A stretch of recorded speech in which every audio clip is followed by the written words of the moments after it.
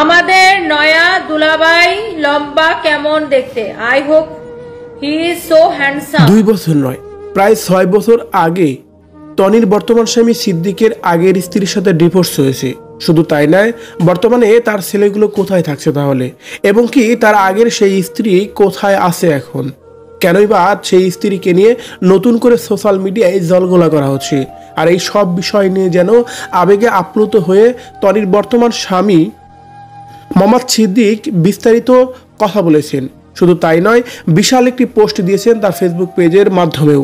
কি বলছেন টনির স্বামী সিদ্দিক, যা শুনলে যেন আপনি অবাক হবেন। তাই বিষয় বিস্তারিত জানতে সম্পূর্ণ ভিডিওটি দেখে সঙ্গেই থাকুন।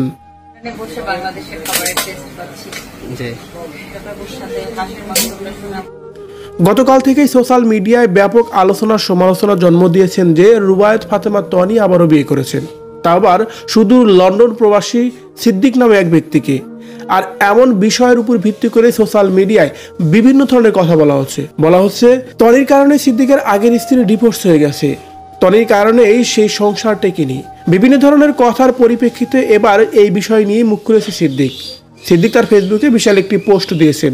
পোস্ট দিয়ে ক্যাপশনে তিনি লিখেছেন, গতকাল আমি একটি বিশেষ পোস্ট শেয়ার করে ঘোষণা করেছি যে টনি আমার স্ত্রী, এবং তারপর থেকে আমি দেখেছি যে আমাদের নিয়ে বা আমাদের বিয়ের বিষয় সোশ্যাল মিডিয়ায় বিভিন্নভাবে উঠে এসেছে। আমি সত্যিই সকলের ভালোবাসা এবং সমর্থনের জন্য কৃতজ্ঞ। তবে আমি গুরুত্বপূর্ণ কিছু বিষয় তুলে ধরতে চাই। অনেকে এমন কিছু বিষয়ের উপর ভিত্তি করে অনুমান বা মতামত তৈরি করেছেন যা আমার আসলেই জানা নেই।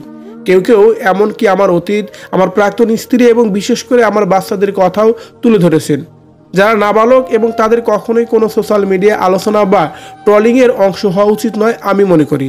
2009 সাল থেকে 6 বছর হয়ে গেছে যখন আমার জীবন বদলে গেছে এবং আমার বিবাহ বিচ্ছেদ হয়েছে। আমার প্রাক্তন স্ত্রী অনেক আগেই চলে গেছে এবং সে তার নিজের মতো করে জীবন যাপন করছে এখনও।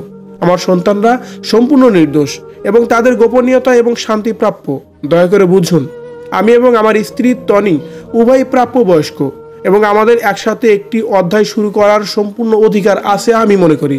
টনি নিজে একজন বিধবা এবং আমরা কোনো আইনি ভঙ্গ করিনি বা কাউকে অসম্মান করিনি। আমরা কেবল ভালোবাসা বেছে নিয়েছি এবং এটি এমন কিছু যা আমরা আশা করি অন্যরা সম্মান করবে, এটা আশা করি।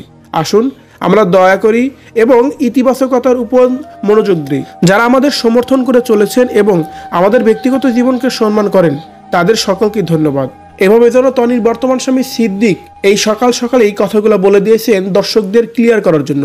ভিউয়ার্স, সিদ্দিকের কথা নিয়ে যদি আপনার কোনো মতামত থেকে থাকে কমেন্ট করে জানিয়ে দিন কমেন্ট বক্সে। ধন্যবাদ পুরো ভিডিওটি দেখে সঙ্গে থাকার জন্য।